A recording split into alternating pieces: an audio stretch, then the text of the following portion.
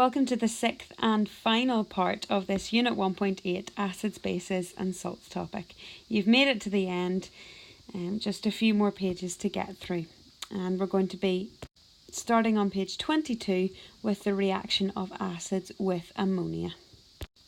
So working on page 22, we're having a look at the final reaction of acids, and that's the reaction of acids with ammonia. This may seem a bit complicated at first because you've never met it before, but actually it's quite easy because the general equation is much simplified. When we react ammonia with acid, we simply get an ammonium salt. There's no other side product in this reaction, and that might seem strange to you.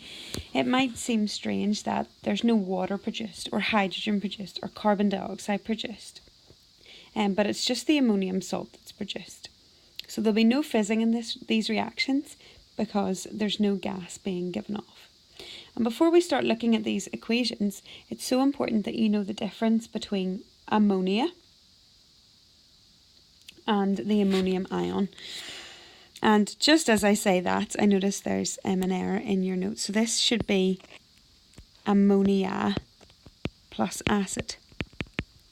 So the reaction of ammonia, and again up here as well, that's my fault, you can change that to an A. So when acid reacts with ammonia, the ammonium salt is formed. It's right up at the title of this, reaction of acids with ammonia. So when ammonia reacts with an acid, we produce an ammonium salt. So what's the difference between ammonia and ammonium? Because it's important you don't get mixed up. Ammonia is NH3, and we looked at that when we did our covalent bonding. So you should be able to draw your covalent bonding diagram for ammonia. And the ammonium ion is different. It appears in the back of your periodic table, and that's why sometimes people get it mixed up for ammonia.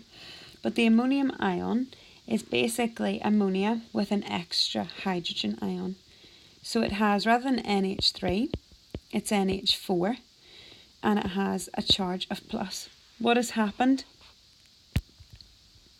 is we've had NH3, it's reacted with another hydrogen ion.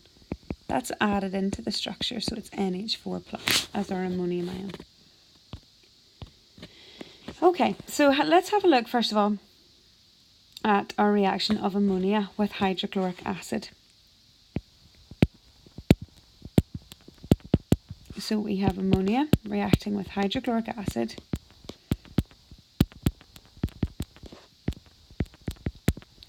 And remember, we have no side products here, it's just the ammonium salt. And what we mean by that is that the first part of the name is always going to be ammonium. Just like the first part of the name of the salt came from the metal before.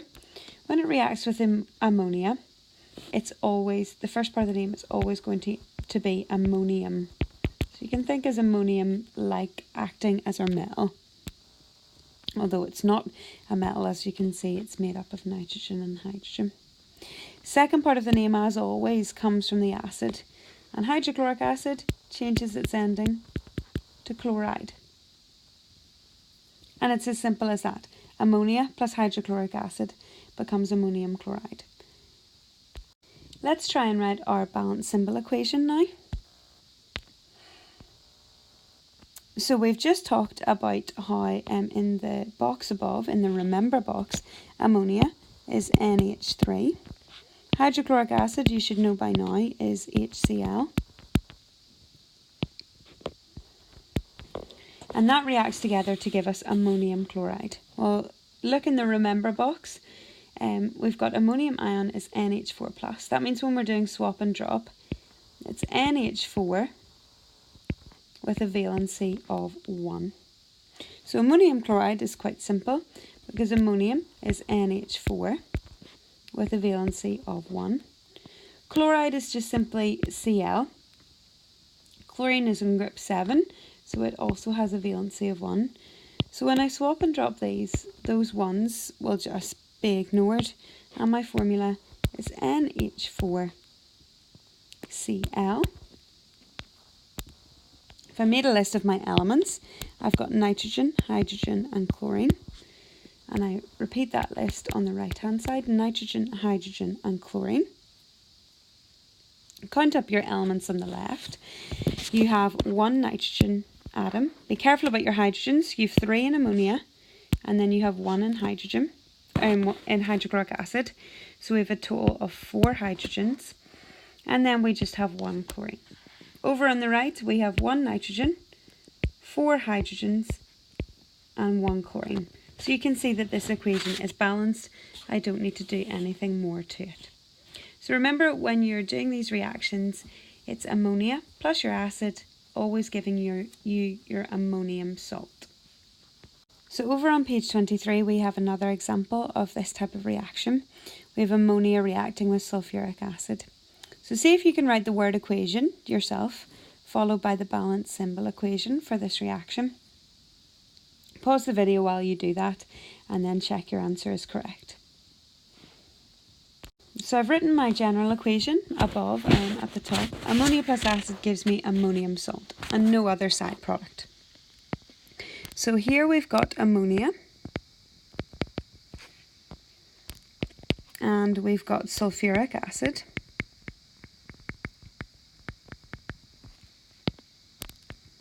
That's going to give us our ammonium salt. That first part of the name is always going to be ammonium, because we're always using ammonia here. Second part of the name, from the acid, sulfuric changes to sulfate. Ammonia is NH3, sulfuric acid, and we can actually just write these straight down here. Ammonia is NH3. Sulfuric acid, we know by now, is H2SO4. Our formula for ammonium sulfate is a little bit more complicated, but we do it in exactly the same way. So ammonium is NH4 with a valency of 1. I'm going to put it in brackets and we'll see why in a second. Sulfate, we know, is SO4. Again, I'm going to put it in brackets because it's a molecular ion with a valency of 2.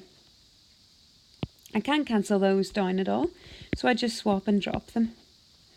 So it then becomes NH4 in your brackets. So you can see why I needed brackets now, with the 2 outside the brackets. And then we have got SO4. And because I am swapping a 1 down, which I will essentially leave out of my formula, I don't need brackets. Where there's no number outside the brackets, you don't need them. So it's just NH4 brackets 2 SO4. Now we need to balance this equation. So I've got nitrogen, hydrogen, sulfur and oxygen. Copy that list on the right hand side. Count up your atoms on the left. So I have 1 nitrogen. Again, be careful about your hydrogen. You've got 3 in ammonia, but you've got another 2 in sulfuric acid, so that's 5. Sulfurs, I've got 1. Oxygens, I've got 4. Over on the right hand side now, I've got 2 times my 1 nitrogen. So 1 nitrogen in the bracket times by 2 is a total of 2 nitrogens. 4 hydrogens in the brackets, but that's multiplied by the 2 outside the bracket, so that's 8 hydrogens. 1 sulfur and 4 oxygens. So you can see that my sulfurs and my oxygens are balanced, but my hydrogens and my nitrogens are not. Nitrogen's probably the easiest one to balance. And remember, at this stage, you can only put big numbers in the front of the whole formula. So if you want to draw your boxes in to help you with that, to help you remember that, not to put a number anywhere else, you can do that. So I need 2 nitrogens on the left because I have 2 on the right. How do I do that? Well, I put a big 2 in front of my ammonia. Need to change my list for what that affects. I now have 2 nitrogens. In ammonia, I now have 6 hydrogens because it's 2 times by 3, which is 6. But I have 2 in my sulfuric acid as well, which is 8. And that's why it's so important to update your list as you go along, as you're balancing, because you can now see that this equation is balanced. We have the same number of nitrogens, hydrogens, sulfurs and oxygens. So I could rewrite my equation without the boxes. if I just draw over my safety for a second so I have room to fit this equation in. So my final equation is then 2 NH3, 2 ammonias, reacting with 1 sulfuric acid to give me 1 ammonium sulfate. You should try on a spare piece of paper the equation for the reaction of ammonia with nitric acid. And that's actually the only 3 equations that you would have to know for this type of reaction, because ammonia is always going to be the same. It's always the reaction with ammonia. And you've only got 3 acids: hydrochloric acid, sulfuric acid and nitric acid. So give it a go with nitric acid, see how you get on, and that will be all 3 that you could be asked. The final part of this topic is about safety, and I've rubbed out our title there, but this would just say safety at the top. It's very, very straightforward. It used to be a topic of its own on the last specification, but it's just been added into this topic this year. And the whole idea is around risk assessments and hazard symbols. All you need to know is that when a scientist is doing a reaction, they must consider risks. They must consider any potential dangers within a reaction to protect themselves and the others around them. And what they develop for each reaction are things called risk assessments, and all the practicals we do in school have risk assessments. We think through the possible dangers that could happen. We look at the dangers of all the chemicals, what happens if they were to be spilt on our skin, to get in our eyes, and what we would do if that actually happened. So you can see here what's all involved in a risk assessment: the risks associated with the chemicals, the potential hazardous outcomes, that means what could happen, ways to minimise the risk, so for example by wearing safety glasses, and that would prevent the risk of a chemical getting into your eyes. How to deal with a hazardous outcome if it was to happen. So for example, if I got a certain chemical in my eye, what would I do? An appropriate method of disposal of each chemical, and because sometimes you can't just wash your chemicals straight down the sink, particularly if they have, for example, chlorine, bromine or iodine in them. Quite often we have to treat them. We call that halogenated waste, and quite often we have to treat that before we put it down the drain. So over in the next page we're going to meet some hazard symbols which you will be used to seeing on chemical bottles within the school lab, things like corrosive, toxic, flammable and so on, and we'll meet them in a second. But we have to ask ourselves, why are symbols used instead of words? Well, a bit like why symbols are used in road signs like no entry signs or 30-mile-an-hour signs, or the danger of a steep hill. And they're all in signs because, first of all, they are immediately recognisable. As soon as I see it, I know the danger that's involved. So they are immediately recognisable. I'm not trying to read something, work out what it says, maybe a long paragraph about the danger of something. As soon as I see that symbol, I know the danger that's involved. They are immediately recognisable. Second of all, a bit like road signs as well, they're universally accepted and there's no language issues with it. Because they're pictures, I don't have to translate between different languages. Okay, so there are no language issues.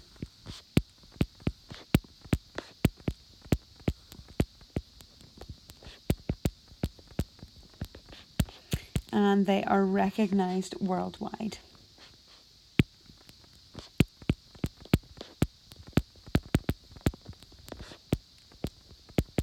So these hazard symbols will be common to all countries.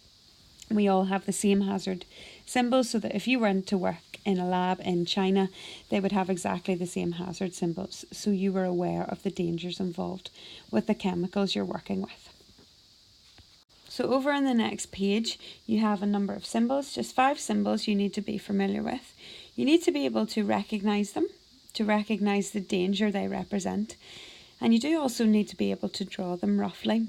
Sometimes you are asked to draw the hazard symbol for a particular danger. So look at the first one, What does the skull and crossbone mean? Well, it means that your chemical is toxic. That means it can kill you by poisoning. So if you were to drink it or to inhale it, it could kill you by poisoning you. And you've got some examples there of weed killer or hydrogen cyanide.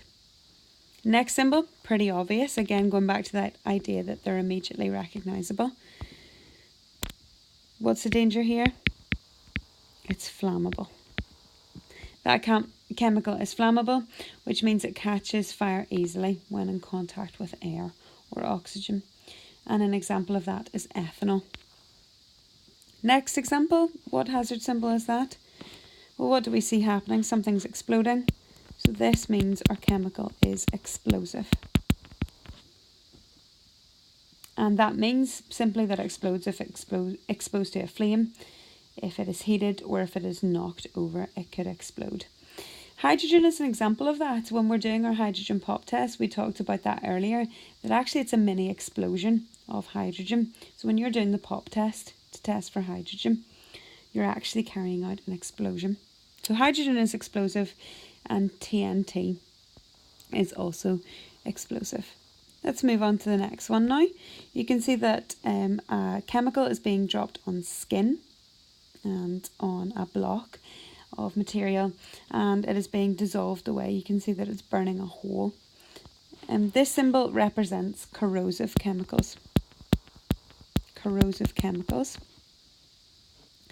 And that means that it burns and destroys living tissue. So it will burn through your skin, it will burn through wood. So these are very dangerous chemicals. And if we had concentrated acids, remember to the start of this topic, concentrated acids are acids which fully dissociate in water to give us hydrogen ions. Concentrated acids are corrosive. There was a story of a man a long time ago who actually carried out a murder and dissolved the body in sulfuric acid. The whole body corroded apart from the teeth.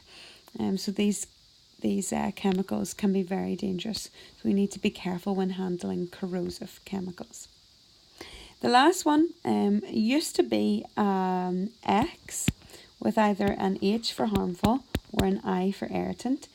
But those two symbols have been replaced by one, and they've replaced it with an exclamation mark. And they call it caution rather than harmful or irritant. So the exclamation mark means caution, and it means we need to be careful when handling these chemicals, but they're not anywhere near as dangerous as our corrosive chemicals. So it says there, your description goes back to the old symbols, may be harmful or irritant. So if you spilt these on your skin, they may give you sort of a red rash, but they're not going to burn through your skin. So maybe harmful or irritant. Examples of that are dilute acid, so acids which don't fully dissociate or ionize in water to give you your hydrogen ions. Some of them stay as the full acid molecule. And dilute sodium hydroxide, it's an alkali.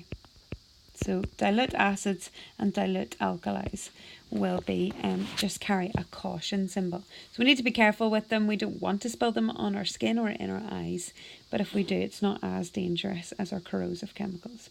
So be familiar with those 5 symbols, know what danger they represent, know what that means, and possibly a couple of examples as well. You will be glad to hear that that's us finally at the end of this topic. You've done well to get to this point and watch all the videos. So go back, make sure you understand everything and replay any parts of the video that you don't understand.